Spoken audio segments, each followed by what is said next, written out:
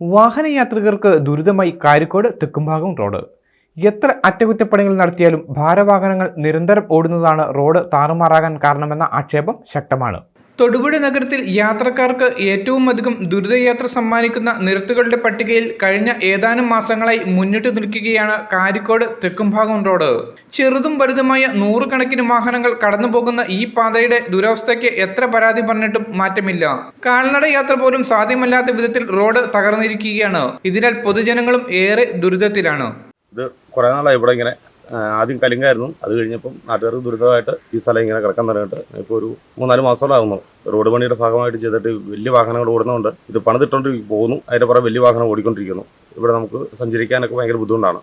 ഇടയ്ക്കിടെ റോഡിൽ അറ്റകുറ്റപ്പണികൾ നടത്തിയാലും ഭാരവാഹനങ്ങൾ നിരന്തരം കടന്നു പോകുന്നതിനാൽ റോഡ് വീണ്ടും പഴയപടിയാകുന്നതായും ജനങ്ങൾക്കിടയിൽ വ്യാപക പരാതിയുണ്ട്.